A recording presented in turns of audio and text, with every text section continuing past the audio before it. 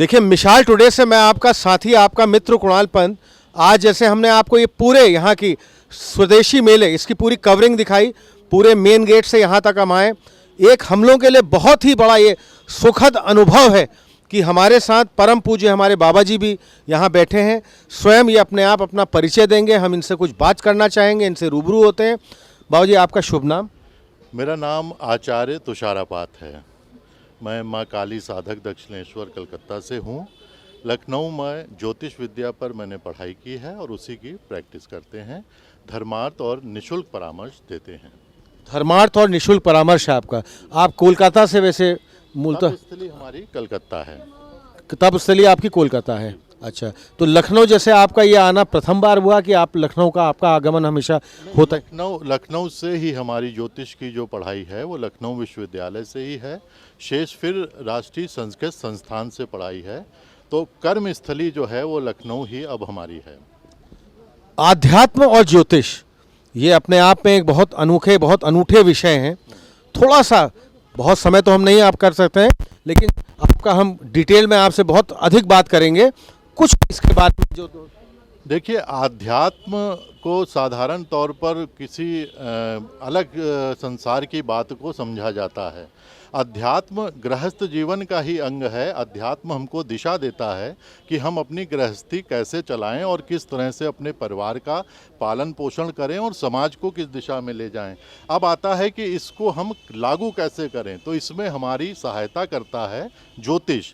ज्योतिष हमें बताता है कि किस समय हम विवाह करें तो हमारे लिए उचित रहेगा, किस समय संतान का समय हमारे लिए उचित है कि जन्म हो, और साथ ही साथ उस संतान का पालन पोषण हम कैसे करें, ये भी ज्योतिष बताता है।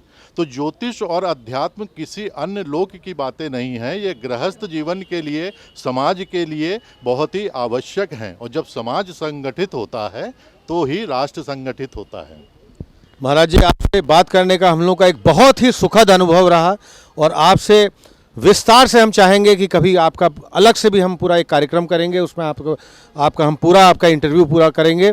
अभी कल मिसाल टुडे से बात करने का आपका बहुत बहुत धन्यवाद। बहुत बहुत धन्यवाद आपको। साथियों, देखिए, हम एक बहुत ही अद्भुत बहुआयामी जो चंदन की खेती, एक लाभकारी किसानी, मार्सिलोन एग्रो फार्म, चंदन, काली हल्दी, अन्य औषधों के लिए जैविक एवं प्राकृतिक खेती की जानकारी हेतु संपर्क करें श्री उत्कृष्ट पांडे जी, पूर्व असिस्टेंट कमांडेंट। ये परिचय हमने आपको इतना दे दिया। कुछ और इस चंदन की खेती के बारे में पांडे जी से हम रूबरू होते हैं, इनसे बात करते हैं, इनसे हम साक्षात्कार लेते हैं। हम जानना चाहेंगे कि इसमें इनकी क्या विशेषता है, चंदन की खेती ये किस तरह करते हैं और इस चंदन में क्या क्या इनकी विशेषताएं हैं। नमस्कार। सबसे पहले मैं मिसाल टुडे को बहुत बहुत धन्यवाद देना चाहूँगा कि वो लोग इतने सर्दियों में भी इस स्वदेशी मेले की कवरेज करने के लिए बाहर निकले हुए हैं। जैसा कि कुणाल जी ने बताया, मेरा नाम उत्कृष्ट पांडे है, मेरा डिटेल्स बता दिया है इन्होंने। तो हम लोग उत्तर प्रदेश के प्रतापगढ़ डिस्ट्रिक्ट में चंदन की खेती करते हैं। और चंदन के साथ जो एक मिसकंसेप्शन जुड़ा हुआ है कि चंदन केवल दक्षिण भारतीय राज्यों में होता है, ऐसा नहीं है। चंदन की खेती कई दूसरे राज्यों में पॉसिबल है, जहाँ पर मिट्टी का पीएच 6 से 8.5 के बीच होता है और वो ज़मीन में पानी ना लगता हो और उस ज़मीन में बर्फ़ ना जमती हो तथा वो बहुत रेतीली ज़मीन ना हो, वहाँ पर चंदन की खेती हो सकती है। और इस बात को हम लोगों ने पूरे फैक्ट के साथ प्रूव भी कर दिया है। हमारे फार्म पर 350 से 400 चंदन के पौधे वृक्ष का रूप लेने लगे हैं।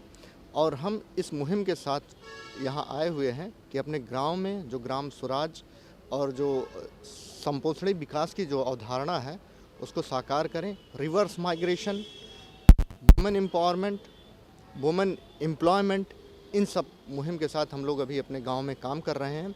हमारे पास चंदन को प्रमोट करने के लिए लगभग 50,000 चंदन की पौध भी हम लोगों ने बनाई है। हमारा जो फार्म है पूरा ग्रीन एनर्जी सपोर्टेड है।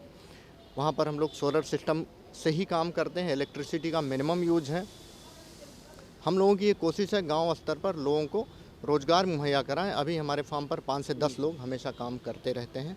दूसरी बात, हम लोग इस समय काला नमक धान जो होता है उसकी भी खेती कर रहे हैं, जिसको माननीय मुख्यमंत्री जी ने 1 डिस्ट्रिक्ट 1 प्रोडक्ट पे अभी लॉन्च के ODOP के थ्रू किया हुआ है। तो तो उसको भी हम लोग अपने इलाके में प्रमोट कर रहे हैं। कस्तूरी धान हमारे पास है।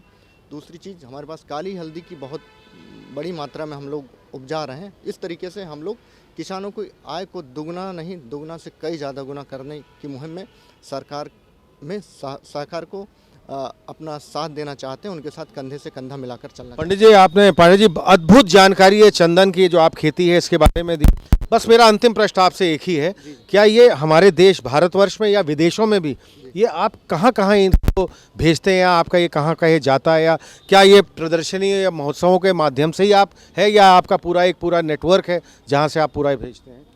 जी देखिए, हमारा तो अभी मैंने मार्सिलोन एग्रो फार्म नाम से एक हमारी प्राइवेट लिमिटेड कंपनी हम लोगों ने बना रखी है, उसके थ्रू भी हम लोग करते हैं। बाकी आप लोग जैसे मीडिया के बंधु हैं वो हमारे पास आते हैं, उनके थ्रू भी हम लोग लोगों को अप्रोच करते हैं। बाकी हमारे फार्म पर जो हमारा एड्रेस है कांटेक्ट करके लोग आते हैं, ले जाते हैं। बाकी हम लोग चंदन के पौध को सप्लाई भी करते हैं। जो इंटरेस्टेड लोग हैं लगवाना चाहते हैं उनको पूरी कंसल्टेंसी भी देते हैं किस तरीके से चंदन उगाएं, और 14 से 15 साल बाद एक अच्छी इनकम देकर जाता है। और इस समय गवर्नमेंट ऑफ इंडिया भी इसको बहुत ज़्यादा प्रमोट कर रही है चंदन की खेती को। मिसाल टुडे से बात करने का पांडे जी आपका बहुत बहुत धन्यवाद। हमारी आपको बहुत बहुत अनेकों शुभकामनाएं, आपको अनेकों बधाई। बहुत बहुत धन्यवाद sir, thank you very much, जय हिंद। नमस्कार, आपका मिसाल इंस्टीट्यूट को धन्यवाद।